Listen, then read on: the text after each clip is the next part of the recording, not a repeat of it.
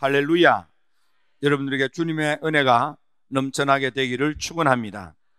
오늘은 열왕기상에 다시 한번 보게 됩니다. 열왕기상의 예언자 가운데 두드러진 인물은 엘리야입니다. 엘리야는 저 길르앗이라고 하는 지역의 뒷셉 사람으로 소개되어 있습니다. 말하자면 시골 산골 촌뜨기 그런 뜻입니다. 하찮은 사람, 별 볼 일 없는 사람, 어줍지 않은 사람, 학력과 경력과 집안이 질질 차는 사람, 그렇게 여겨도 됩니다. 하지만 그 부모님은 순박한 산골에서 믿음 좋은 부모님이었던 모양입니다. 그래서 아이를 낳아 이름을 지어 부르기를 여호와가 하나님이다, 여호와가 하나님이시다, 이렇게 이름을 지어 붙었는데 바로 여호와가 하나님이시다 라는 말이 엘리야, 그런 말이 되겠습니다.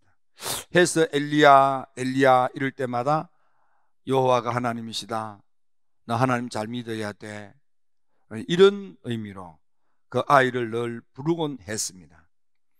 엘리야가 어떻게 성장하고 어떻게 하나님을 만났는지에 대한 자세한 언급은 없지만 엘리야가 활동하던 시대는 저 북쪽 나라 이스라엘의 악한 왕으로 유명한 바로 아합 왕 시대에 활동했던 하나님의 사람입니다.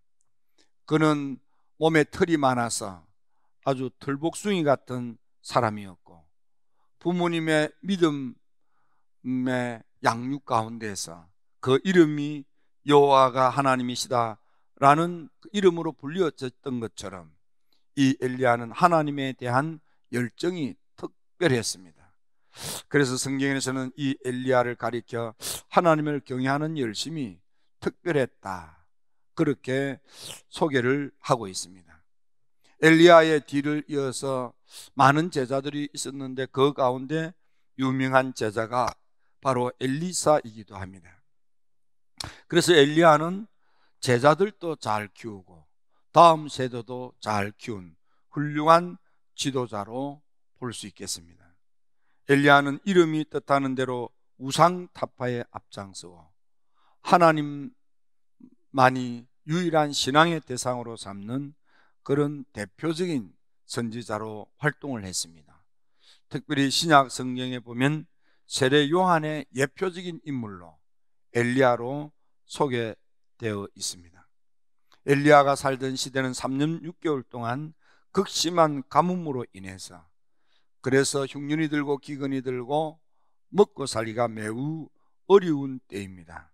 이때 그리 시냇가에서 까마귀의 도움으로 이 극심한 때를 피하기도 하고 사르밧 과부의 집에서 통에 가루가 다하지 않고 병에 기름이 떨어지지 않는 놀라운 기적 가운데 이 가뭄의 때, 기근의 때, 흉년의 때, 이 빈곤의 때를 잘 넘기기도 했습니다. 또한 그 유명한 갈멜산 정상에서 바알 선지자 450명, 아세라 선지자 400명, 850명과 믿음의 대결을 통해서 불응답을 받고 승리하는 유명한 이야기도 바로 이 엘리야와 관계된 사건입니다. 또한 이세벨의 분노 때문에 정치적 상황이, 사회적 상황이 좋지 못하여 그는 저 광야로 피하여 로뎀 나무 밑에 피신하기도 하였고 거기서 또 하나님을 만나기도 했습니다. 이 엘리야가 나중에는 회리바람을 타고 승천하는데 신약 성경에 보면 예수님께서 변화산에서 기도하실 때에 그때에 모세와 함께 예수님 앞에 현현했던 선지자가 바로 이 엘리야 선지자가 되겠습니다. 엘리야에 대해서는 우리가 너무나도 장엄하고 한 일도 많고 소개할 일도 많지만 오늘은 세 가지를 생각하면서 사순절 우리가 어떻게 기도 생활을 할 것인가를 생각해 보고자 합니다. 첫째로 엘리야 시대는 뭐니 해도 경제적인 어려움이 있었습니다. 3년 6개월 동안 가물었습니다. 그래서 흉년이 들었고 따라서 기근이고 빈곤이고 궁핍이고 가난이라 먹고 살기가 무척 힘이 들었습니다. 그래서 먹고 살기 위하여 물길을 찾아서 임금까지도 왕궁에 나와서 산으로 들로 강으로 골짜기로 물길을 찾기 위해서 이곳저곳을 찾아다녔겠습니까? 특별히 이 엘리야는 그리 시냇가로 도피하여 숨어 지낼 때에 그 그리 시냇가는 먹을 것이라고는 도무지 없는 곳입니다. 하늘의 하나님께서 까마귀를 시켜서 먹을 것을 날라다 주어 까마귀가 던져주는 음식을 주워 먹으면서 허기진 배, 줄인 배를 채우며 근근히 생명을 유지한 기간이기도 합니다. 또 하나님께서 그리 시내의 물까지도 말라버리니까 이제는 시돈 땅에 있는 사르밧 가부의 집에 가서 거기서 생명을 부지하도록 보냈습니다. 하지만 찾아간 사르밧 가부의 집도 불행하게도 먹거리가 다 떨어졌습니다. 통에 가루 한 움큼, 병에 기름 한 방울, 마지막 빵을 쏘 먹고 이제는 굶어 죽을 수밖에 없는 딱한 처지에 있었습니다. 먹고 살기 참 어려운 것입니다. 여러분 행여나 지금 여러분의 삶이 재정적으로, 경제적으로, 물질적으로 마르고 궁핍하고 호주머니에 동전 하나도 없는 그런 힘든 경우가 있습니까? 빚에 허걱거리면서 해도 빚더미에서 벗어나지 못하고 고생하고 땀 흘리고 잠 안 자고 애를 써도 빚 갚기에 급급하고 살기가 고단합니까? 먹고 살기 위해서 직장 생활, 가게를 열었지만 직장에서도 일을 하고 돈을 받지도 못하거나 또 가게를 열었지만은 하루 종일 손님이 없고 거래가 성사되지 않아서 그래서 참 막막하기 짝이 없는 그런 어려움은 있지 않습니까? 엘리야 시대에는 정치적으로 사회적으로 대단히 어려웠습니다. 갈멜산에서 영적 전쟁에 이기고 난 뒤에 이세벨이 계략을 꾸고 음모를 백책해서 엘리야를 죽여 없애려고 했습니다. 엘리야가 주변 사회적 분위기를 살펴보니까 가만히 있다가는 억울하게 죽을 지경에 이르렀던 것입니다. 오죽하면 하나님의 사람 엘리야가 사람이 살지 못하는 광야길로 도망을 짓고 피신을 했겠습니까? 여러분, 우리가 살아갈 때 때로는 사람들의 눈에 나서 미운털이 박혀서 내가 잘못한 것이 없는데 상대가 나를 오해하고 나에게 아주 눈살을 찌푸리고 입술을 깨물고 나를 노려보고 있지는 않습니까? 여러분들의 만나는 사람들이 여러분들한테 후득한 사람이 아니고 여러분들에게 우호적인 사람이 아니고 여러분들을 터집 잡고 없는 것도 만들어 누명을 씌우고 무릇뜯고 그런 사람들은 아닙니까? 하나님의 사람 엘리야가 형편을 보니까 이렇게 되지 있습니다. 사회적 상황 분위기 살펴보니까 내가 여기에 더 있다가는 안 되겠구나. 그래서 판단하고 사람이 갈 수 없는 광야길로 피신을 떠난 것입니다. 목숨을 걸고 떠난 것입니다. 생명을 걸고 떠난 것입니다. 죽기를 각오하고 떠났던 것입니다. 여러분, 때로는 사람 가시 때문에 힘들 때가 있을 겁니다. 서로 사랑하며 일평생을 행복하게 살자고 마음을 먹고 가정을 이루었지만 살다가 보면 먼지가 쌓여서 이런저런 특별한 일도 없는데 쌓인 것이 많아서 텀이 벌어지고 부부가 서로 아파하는 경우는 없습니까? 서로 도와가야 될 직장에서 동료가 되지 못하고 서로 시기하고 질투하고 험담하고 무릎뜯고 있지는 않습니까? 여러분, 우리가 인생을 살다가 보면 내게 참 따뜻하고 고맙고 우호적인 사람이 있는가 하면 어떤 것도 없었는데 괜히 나를 미워하고 시기하고 질투하고 증오하고 물어뜯는 사람들도 있답니다. 얼마나 힘듭니까? 얼마나 속상합니까? 나는 그런 의도, 그런 마음 먹어본 적이 없는데 날 오해하고 날 물어뜯고 그럴 때 얼마나 속상합니까? 이런 이야기가 있죠. 어느 날 한 손님이 한 집에 들어가 유숙을 하게 됐는데 그 집에 반지를 잃어버렸습니다. 아무도 왔다 간 사람이 없는데 이 손님이 의심을 받았습니다. 그래서 이 손님 보고 도둑놈이라고 막 다고쳤습니다. 그리고 꽁꽁 묶었습니다. 이 몸이 꽁꽁 묶인 선비가 그 주인에게 아무 말도 하지 않고 한 가지 부탁을 했습니다. 내 앞에 저 오리를 묶어서 내 앞에 여기 매놔 달라고. 그래서 오리를 갖다 매놓았습니다. 다음 날 되니까 오리가 응가를 했는데 그 오리 응가 속에 잃어버린 반지가 나왔습니다. 주인이 미안해서 아니 선비님 왜 진작에 말씀하지 않고요? 내가 만일 말했다면 오리가 죽지 않았겠느냐. 여러분 웨슬리도 억울한 오해를 받고 누명을 쓰고 말도 안 되는 욕을 먹고 그럴 때 하나님의 은혜로 화가 나지 않았다 그랬습니다. 여러분 그럴 때 화를 내는 것이 상책이 아닙니다. 그럴 때 기도하고 참고 때를 기다리면 하나님이 해결해 주시는 겁니다. 무엇보다도 어려운 것은 경제적으로 어려운 것도 어려운 겁니다. 인간관계에 어려운 것도 어려운 겁니다. 정말 견디기 어려운 것은 영적인 어려움입니다. 종교적인 어려움입니다. 받아야 될 은혜를 받지 못하고 억눌려 있을 때 그때는 먹어도 배부르지 않고 그때는 아무리 내 주변에 천사 같은 사람들이 진을 치고 있어도 즐겁지가 않습니다. 하나님과 나 사이가 막혀 있다면 그게 얼마나 힘든지 모릅니다.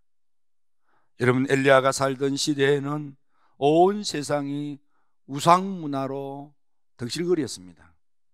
바알 선지자가 450명이요 아세라 선지자가 400명이요 850명의 왕궁 근처를 들락거리는 무수한 사람들이 다 우상 숭배자들입니다. 하나님을 믿고 하나님을 신뢰하고 하나님을 따르는 사람은, 드러난 사람은 오직 한 사람, 나 엘리야 한 사람뿐입니다 라고 느낄 만큼 그렇게 주변에 하나님을 믿는 믿음 좋은 사람이 눈에 보이지도 않는 것입니다. 얼마나 힘들었겠습니까? 놀라운 것은 이 영적인 어려움을 해결하기 위해서 갈멜산 정상에서 단을 쌓고 종교 대결, 영적인 싸움을 벌린 것입니다.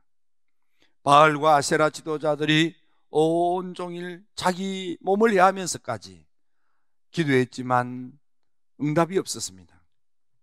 하지만 12돌을 취하고 단을 쌓고 재물을 놓고 물을 부어 하나님께 애절하게 기도했던 엘리야의 기도가 시작되자 하늘이 열리고 불의 응답이 있습니다. 물의 응답이 있습니다. 능력의 응답이 주어졌습니다.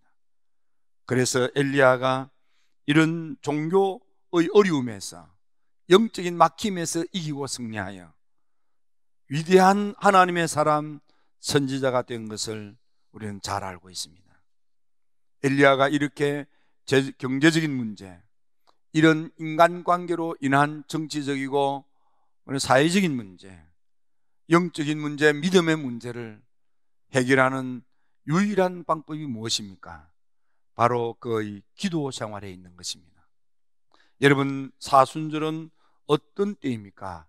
기도하는 절기입니다. 2000년 동안 기독교가 복음을 지켜올 수 있었던 기독교의 경건하고 엄숙한 절기 가운데 하나가 사순절 기도회입니다. 사순절 기도회는 어느 절기보다도 더 엄숙하고 더 절제하며 더 경건하기 위하여 날이면 날마다 하나님만을 찾는 것입니다.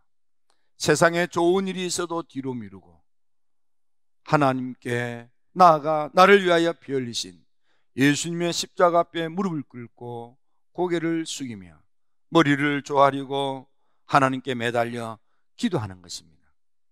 여러분, 엘리야가 마치 갈멜산 정상에 올랐던 것처럼 남은 사순절 기간 동안 힐탑으로 오십시오. 엘리야가 거기 12돌을 취했던 것처럼 여러분의 가족들, 여러분의 아들, 딸들, 전도 대상자들을 기억하면서 그들의 이름을 가슴에 품고 와서 그들을 위하여 기도하십시오. 기도하고 또 기도하십시오. 기도하고 또 기도하십시오. 엘리야는 12돌을 취하고 기도할 때 불의 응답을 받습니다. 불의 응답을 받고 난 뒤에 산 밑에서 그는 7번 기도하고 물의 응답을 받습니다. 엘리야는 아이가 죽었을 때에 3번 엎드려 기도하고 죽었던 아이도 살아납니다. 바울은 자기의 병 때문에 3번 기도하고 응답을 받습니다. 다니엘은 20하루 동안 매달려 기도하고 응답을 받았습니다. 야곱은 하룻밤 밤이 새워 한도 뼈가 위글되도록 매달려 응답을 받았습니다.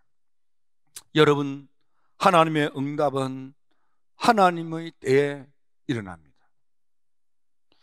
엘리야가 7번 기도한 것처럼, 바울이 3번 기도한 것처럼, 다니엘이 20하루 기도한 것처럼, 야곱이 밤을 새워 기도한 것처럼, 여러분, 이번 사순절 남은 기간 동안에 하나님께 매달려 기도하십시오. 힐탑으로 오셔서 갈멜산 정상에 오르는 느낌으로 힐탑에 오십시오.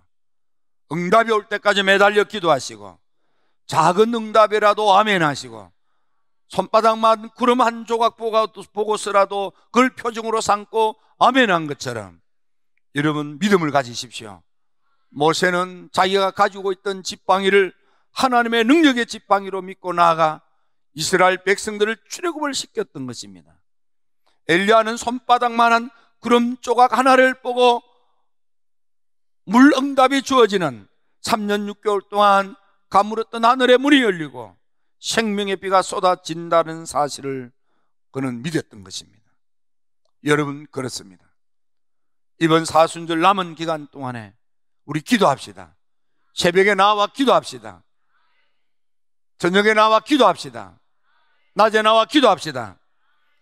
마치 엘리야가 갈멜산을 찾듯이 힐탑으로 오시고 엘리야가 7번 기도한 것처럼 기도하셔서 불의 응답을 받으십시오. 물의 응답을 받으십시오. 능력의 응답을 받으십시오. 놀라운 것은 이 쫓겨 살던 엘리야가 이제는 하나님께 구하지도 아니한 능력까지 응답을 받았어. 왕이 타는 마차보다 앞서 달려가는 능력자가 된 것입니다. 왕에 쫓겨 다니던 그가 이제는 앞서가는 엘리야가 되는 것입니다. 여러분, 지금 세상은 너무너무 달라졌습니다. 우리가 살아온 세상하고는 너무 다릅니다. 지크버크라고 하는 젊은이가 세상의 떼부자가 됐습니다. 빌 게이츠는 다니는 대학을 그만두고 나와서 세상 최고 부자가 되고 이제 사업을 전문가한테 넘기고 벌어모았던 것, 들어오는 수입 가지고 세상에 돈이 없어서 어려움 당한 사람들을 돕고 삽시다 하고 자선재단을 만들어서 자기처럼 거금을 번 사람들을 찾아다니며 우리 이거 모아놓고 가서 뭐합니까? 베풀며 갑시다. 그래서 자선사업재단에 연합하고 연대하고 협력해서 돈 없어서 죽어가는 사람들을 섬기는 일을 합니다. 이들이 어떤 사람입니까? 남이 생각하지 못했던 것을 생각하고 남이 하지 않았던 것을 하기 시작하고 남이 시작하기 전에 먼저 시작해서 IT 산업으로 세계 최고의 부자가 된 것입니다. 여러분, 하나님의 사람 엘리야는 다른 사람이 볼 수 없는 것을 보았습니다. 다른 사람이 알 수 없는 것을 알았습니다. 선견하고 선지하는 하나님의 사람이 되었고 선점함으로 앞서가는 사람이 된 것입니다. 우리 일답의 성도 여러분, 앞을 보는 선견하고 선지하십시오. 그리고 선점하십시오. 늘 뒤따라가는 사람은, 후발주자는 늘 뒤처진 사람인 것입니다. 앞을 내다보고 미래를 보고 오늘을 준비해야 됩니다. 여러분, 지나간 박정희 대통령 문제도 많았지만은 안 입고 안 먹고 안 쓰고 앞으로 우리 잘 살자, 그 앞을 내다보고 허리띠를 졸라매고 힘쓰고 애쓰고 우리의 부모님들이 머리카락 잘라 팔고 잠 안 자고 그렇게 힘써 해서 먹지 않고 마시지 않고 입지 않고 쓰지 않고 모아서 땅도 사고 집도 짓고 가게도 열고 사업도 하고, 그래서 오늘 우리가 상상할 수 없는, 우리가 어렸을 때에 꿈도 꾸지 못하는 대한민국이 된 겁니다. 미래를 내다보고 오늘을 힘들게, 아무리 힘들어도 어려워도 즐거움으로 여기고 기쁨으로 여기고 그 고생을 감내했기 때문인 것입니다. 이게 선견하고 선지하고 선점하는 겁니다. 우리 힐탑의 가족 여러분, 저는 여러분들이 이 마지막 시대에 선지하고 선견하고 선점함으로 앞서가는, 사업을 내도 앞서가는 사업, 가게를 내도 앞서가는 가게, 앞서가는 여러분들이 되셔서 임금보다도 앞서가는 능력자가 되기를 주의 이름으로 축원합니다. 기도드립니다.